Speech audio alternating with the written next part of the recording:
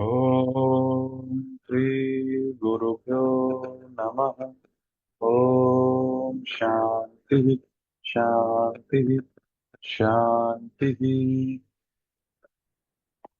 तो आज हम पढ़ेंगे कम्युनिकेशन मॉडल्स के बारे में। कम्युनिकेशन मॉडल, संचार की मॉडल क्या है? ये रेफर्स टू कंसेप्चुअल फ्रेमवर्क। ये उस विचारिक ढांचे और सिद्धांतों को दर्शाते हैं ये, जो मानव संचार के जो तरीके हैं उनको समझाते हैं। ठीक है, कि जो ह्यूमन कम्युनिकेशन के तरीके हैं उसको एक्सप्लेन करते हैं, वो सारी थ्योरीज, वो सारा एक जो प्रॉपर स्ट्रक्चर है उसको बोलते हैं कम्युनिकेशन मॉडल। ठीक है, और इसमें जो भी पूरी बातचीत होती है, यानी कि जो संदेश देगा प्रेषक और जो रिसीव करेगा प्राप्तकर्ता, दोनों के बीच में जो पूरी बातचीत होगी, ठीक है, उसको ये रिप्रेजेंट करता है कि पूरा जो मतलब एक तरह से पूरा सिस्टम बनता है बातचीत का, उसको ये पूरा रिप्रेजेंट करता है, दर्शाता है। ठीक है, तो तीन मॉडल्स बताए गए हैं मेनली कम्युनिकेशन के। पहला है लीनियर मॉडल, दूसरा है इंटरेक्टिव, तीसरा है ट्रांजेक्शनल। ठीक है, अब एक एक करके इनके बारे में पढ़ते हैं कि पहली बात तो इनके नाम ही इंपॉर्टेंट है। तो इसके टाइप्स के मॉडल कितने प्रकार के हैं? तो तीन प्रकार के मॉडल्स हैं। नाम इनके लीनियर, इंटरेक्टिव और ट्रांजेक्शनल। ठीक है, तो लीनियर मॉडल यानी कि रेखीय संचरण संचार मॉडल। इसमें क्या होगा कि एक रेखा में, यानी कि जैसे लीनियर एक लाइन खींच दो, इसका मतलब होता है लीनियर, कि वन वे इंटरेक्शन होगा। ठीक है, कि मतलब अगर संदेश इस लाइन में ट्रेवल कर रहा है इस तरफ, तो वो वापस नहीं आएगा, वन वे। ठीक है, कि one way interaction where feedback is not present. Feedback हो ही नहीं सकता क्योंकि वापस संदेश आ नहीं सकता, वन वे है। ठीक है, ये बस संदेश के ऊपर केंद्रित होता है कि कौन सा संदेश दिया गया है, उसका क्या जवाब मिला, इसके इससे इसका कोई मतलब नहीं। ठीक है, और ये परसुएशन और प्रोपेगेंडा। ठीक है, कि परसुएशन मतलब कि किसी को मनाना हो, किसी काम के लिए कन्विंस करना हो, तो बस अपनी बताते जाओ उसको, उसकी सुनो ही मत, अपनी बात बता बता के उसको इन्फ्लुएंस कर लो। ठीक है, तो परसुएशन और प्रोपेगेंडा, कि जैसे चुनावी प्रचार होता है, ठीक है, तो वो एक अपना प्रोपेगेंडा लोगों के सामने रखते हैं कि हम ऐसे काम करेंगे, वो कर देंगे, ये कर देंगे, है ना। तो ये पूरा जो है ये एक तरफा होता है, वो सवाल करने का मौका बीच में नहीं देते, ना फीडबैक कर देने का मौका देते हैं कि उन्होंने क्या बोला है। तो इसको बोलते हैं लीनियर मॉडल। ठीक है, थ्योरीज क्या है लीनियर मॉडल के अंदर? तो पहली है इसमें सबसे इंपॉर्टेंट है एरिस्टोटल कम्युनिकेशन मॉडल। ठीक है, पहली तो चीज यही पता होनी चाहिए कि लीनियर मॉडल के अंदर थ्योरीज कौन सी आती है। ठीक है, तो पहली है एरिस्टोटल। एरिस्टोटल क्या बोलते हैं कि कम्युनिकेशन कौन सा, जिसमें स्पीकर हो, बोलने वाला हो, स्पीच हो, जो बोलना है वो हो, ठीक है, ओकेजन हो, मौका हो, ऑडियंस हो, सुनने वाले हो, और इफेक्ट एलिमेंट्स, कि जो उस स्पीकर के स्पीच को और प्रभावी तरीके से ऑडियंस तक पहुंचाएंगे। वो ऐसे इफेक्ट्स का प्रयोग करें, जैसे माइक का प्रयोग होगा कि दूर तक उसकी आवाज चली जाए, तो वो एक तरह से इफेक्ट एलिमेंट में आ जाए। ठीक है, तो ये एरिस्टोटल ने बोला है। कितने हैं इसमें? पांच element: speaker, speech, occasion, audience और इफेक्ट एलिमेंट्स। ठीक है, तो ये है अरस्तु का, और इसका टाइम कितना था? 300 BC, यानी कि बिफोर क्राइस्ट। तो 300 ईसा पूर्व इसका समय था एरिस्टोटल का। ठीक है, अब दूसरा है इसका Shannon Weaver communication model. Shannon Weaver, ये दो वैज्ञानिक हुए हैं, दो साइंटिस्ट हुए हैं। ठीक है, इन्होंने 1949 में इस मॉडल को लॉन्च किया था, और it represents six essential communication elements. Aristotle ने कितने थे एलिमेंट्स? पांच। इसके कितने हैं? छह। छह कौन से हैं इसके? एक तो इंफॉर्मेशन का सोर्स, कि वो इंफॉर्मेशन आई कहाँ से। ठीक है, इसने स्टार्ट किया सीधा संदेश देने वाले से। इसने उससे भी पहले कि जो संदेश देने वाला, यानी कि जो स्पीकर जो मैसेज देगा, उस मैसेज का सोर्स क्या है, उस इंफॉर्मेशन का सोर्स क्या है, वो आई कहाँ से। फिर ट्रांसमीटर जो संदेश को देगा, जैसे जैसे स्पीकर। और फिर चैनल, माध्यम क्या है, किस माध्यम से देगा, कौन उसको प्राप्त करेगा। ठीक है। डेस्टिनेशन, डेस्टिनेशन यानी कि एक तरह से जगह, कि कौन सी जगह पे है, और नॉइज सोर्स। ठीक है। तो ये 6 एसेंशियल कम्युनिकेशन के एलिमेंट्स इसने बताए हैं। ठीक है। तो इसका एक तो नाम पता होना चाहिए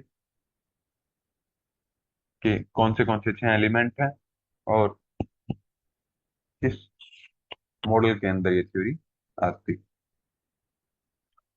फिर तीसरी है, इसमें 3 थ्योरीज आती हैं लीनियर मॉडल में। तीसरी है इसमें बर्लो बर्लो SMCR मॉडल ऑफ कम्युनिकेशन। ठीक है।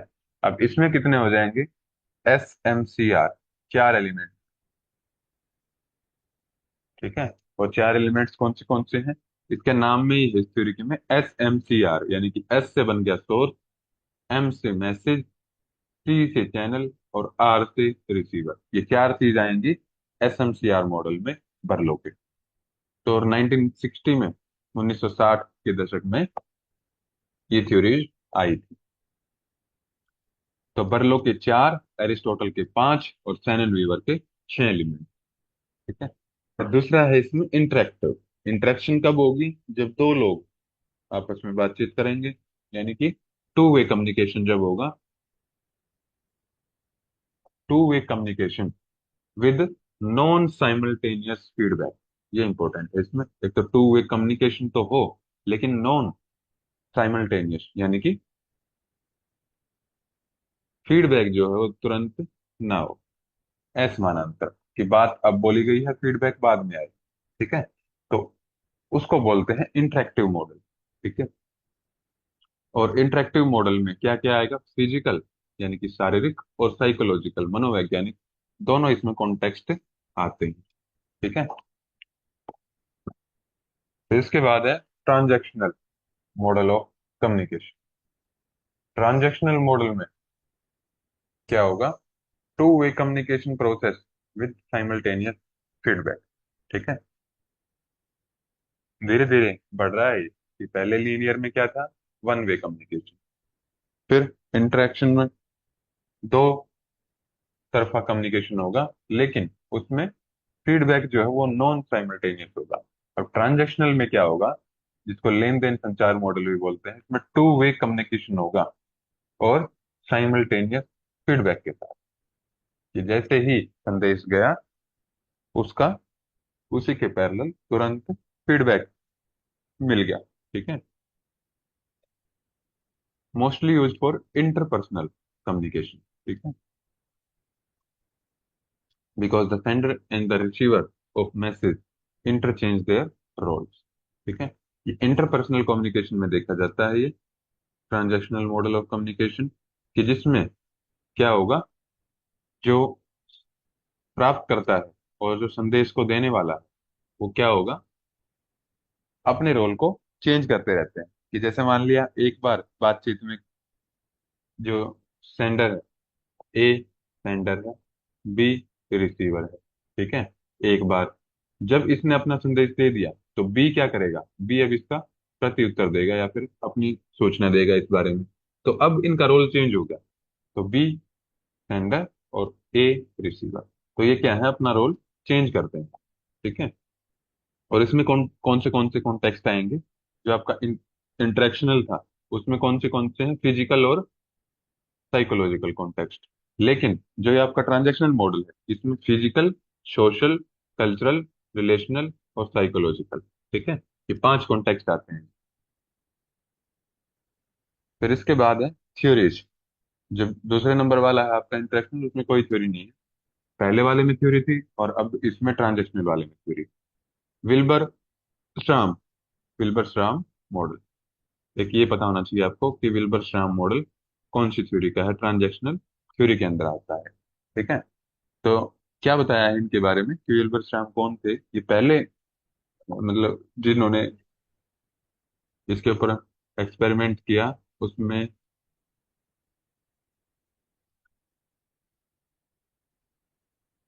उसमें क्या है, ये एक पहले स्कॉलर थे ऐसे जिन्होंने कम्युनिकेशन को एक इंटरेक्टिव प्रोसेस माना।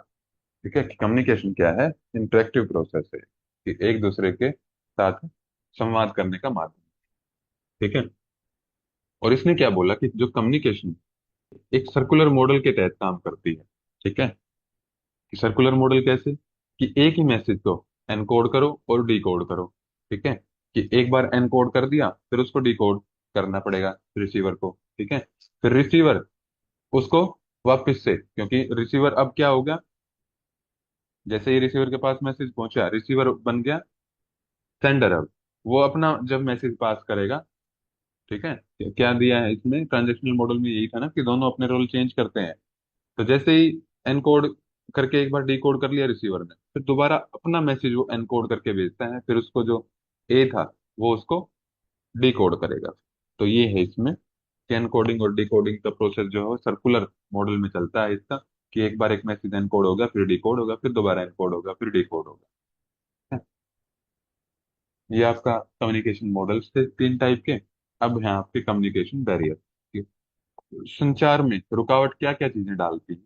ठीक है, तो जो भी चीज आपको संचार करने में, अपना मैसेज पास करने में बाधा उत्पन्न करे, चाहे वो कोई भी चीज है, तो उसको बैरियर बोलेंगे, कम्युनिकेशन संचार की बाधा। इसमें पहला है आपका लैंग्वेज बैरियर। ठीक है, लैंग्वेज बैरियर यानी कि अब जैसे मैं मान लिया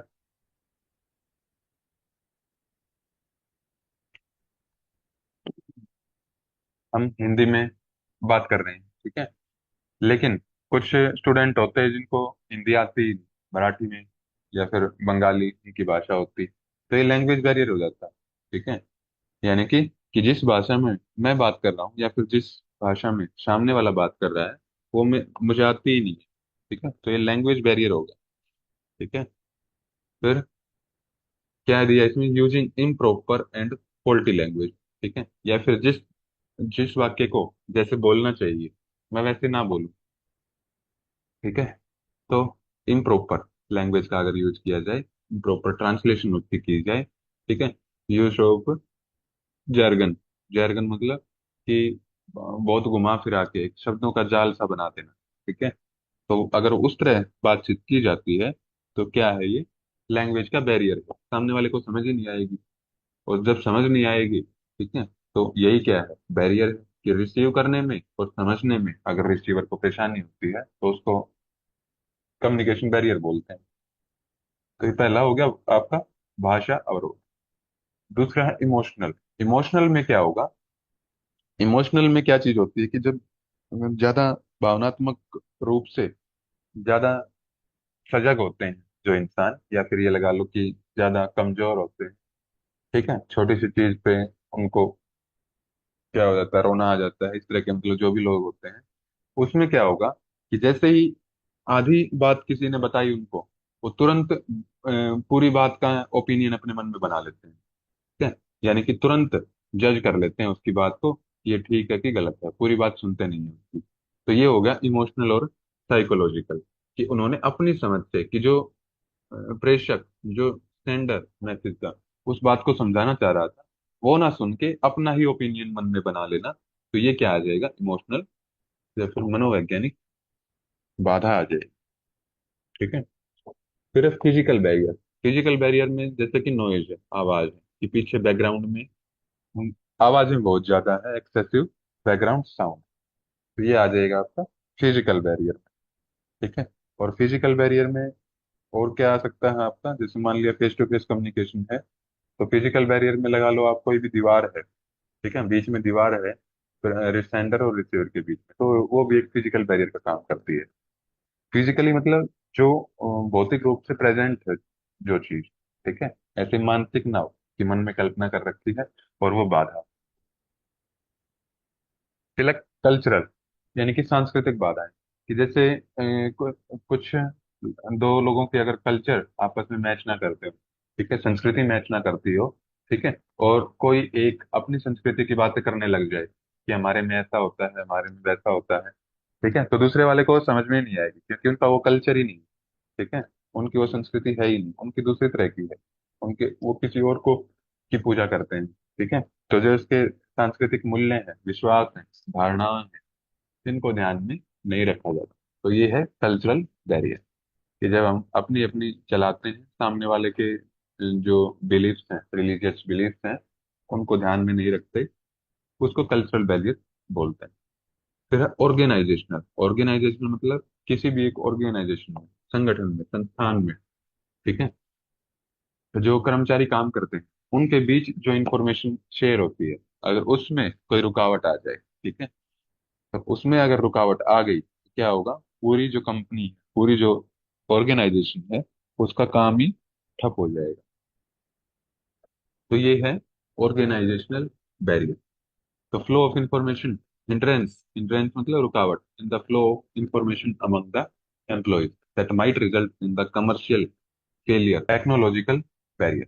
टेक्नोलॉजिकल बैरियर यानी कि जैसे मान लिया दो इंसान हैं, एक को प्रॉपर जो टेक्नोलॉजी है उसका यूज करना आता है, दूसरे को नहीं आता, तो ये टेक्नोलॉजिकल बैरियर हो गया एक तरह से। और दूसरा क्या, कि मान लो एक का ही जो प्राप्त करता है या फिर प्रेषक है, उसको जो भी उसका, जैसे मान लिया लैपटॉप यूज कर रहे हैं, मोबाइल यूज कर रहे हैं, इसका हार्डवेयर सॉफ्टवेयर इसका पता ही नहीं कि कौन से बटन से क्या होता है इसमें, ठीक है, तो ये सारे किसमें आ जाएंगे, टेक्नोलॉजिकल बैरियर, कि जिसमें टेक्नोलॉजी की समझ ना हो। फिर अगला है इंडिविजुअल, कि पर्सनल। पर्सनल बैरियर क्या क्या हो सकते हैं, कि जैसे मान लिया मूड ना हो सुनने का किसी का, प्राप्त करता है जो रिसीवर है उसका मन ही ना हो सुनने का, जो भी मैसेज आ रहा है उसके पास, उसका मन ना हो, या फिर वो चिड़चिड़ा हो, या फिर उसका मन स्वास्थ्य खराब हो उसका, ठीक है, उसका बात करने का मन ही ना हो, तो ये सारे क्या हो जाएंगे, पर्सनल फैक्टर, कि जो उसके पर्सनल फैक्टर हो, ठीक है। अब वैसे नॉर्मली बंदा ठीक ठाक बोलता है, ठीक है, अच्छे से समझा पाता है मैसेज को, लेकिन जैसे ही वो बीमार होता है, या फिर जैसे देखा होगा कोई कोई बच्चा ज्यादा डरता है अपने बचपन में, ठीक है, क्योंकि वो एनवायरनमेंट की बात है, तो वो क्या करता है, अपनी बात बताने से डरता है वो, ठीक है, कि उससे कुछ भी गलती हो जाए तो अपने पेरेंट्स को बताने से डरेगा कि डांट पड़ेगी या फिर मार पड़ेगी। तो ये क्या हो जाता है, इंडिविजुअल बैरियर, कि अपने अंदर के जो फैक्टर्स काम करते हैं, उसका स्वास्थ्य हो गया, डर हो गया, ठीक। फिर इसके बाद है सिमेंटिक। सिमेंटिक बैरियर कौन से होंगे, सिमेंटिक बैरियर वो होंगे कि जिसमें जैसे शब्द तो प्रॉपर बोले हैं, जो सेंडर है मैसेज का, उसने सही शब्दों का चयन किया है, सही कॉन्टेक्स्ट का यूज किया है, लेकिन जैसे एक ही चीज के दो तीन मीनिंग होते हैं ना, तो ऐसे ही जो प्राप्त करता है, उसने जो उसका उन शब्दों का अर्थ लिया, उसकी व्याख्या दूसरी ले ली, ठीक है, कि मान लिया जैसे एक ही वर्ड है आपका, कि ठीक है, मान, अब ठीक है आप थोड़ा सा ताने के रूप में भी बोलते हो, और ठीक है अपनी सहमति भी दिखाते हो, ठीक है, तो अब शब्द यही बोला है कि ठीक है, कोई भी बात हुई तो उसमें बोलते हैं अच्छा ठीक है, ठीक है, लेकिन आपने बोला है वो ताने के रूप में कि वो चीज ना हो, और जो प्राप्त करता है उसने समझ लिया आपकी सहमति, ठीक है, तो ये भी क्या है, एक अर्थात्मक बाधा है, सिमेंटिक बैरियर, ठीक है, जिसमें इंटरप्रिटेशन ऑफ वर्ड्स के, शब्दों के जो मीनिंग है उनकी इंटरप्रिटेशन में प्रॉब्लम आती है, उनको समझने में प्रॉब्लम आती है, ठीक है। कम्युनिकेशन बोलो कि ठीक है कर लेंगे, ठीक है, तो वो आपने बोला कि एक ताने के रूप में वो जवाब आया आपका, लेकिन मैंने समझ लिया कि आप वो चीज करोगे, आपकी सहमति है उससे, ठीक है, यानी कि जो शब्द बोले गए उनका मीनिंग की जो व्याख्या है, आपके नजर में कुछ और थी उन शब्दों की व्याख्या, और जब मैंने वो शब्द सुने तो मेरी नजर में या फिर मेरे नजरिए में उनकी व्याख्या दूसरी थी, तो वो जो बैरियर आता है, ठीक है, कि एक ही शब्द के जो अर्थ है उनकी व्याख्या प्राप्तकर्ता की नजर में दूसरा हो, और जो प्रेषक है यानी कि जो उस मैसेज को दे रहा है, सेंडर है, उसकी नजर में दूसरा मीनिंग हो उसका, तो इसको बोलते हैं सिमेंटिक बैरियर।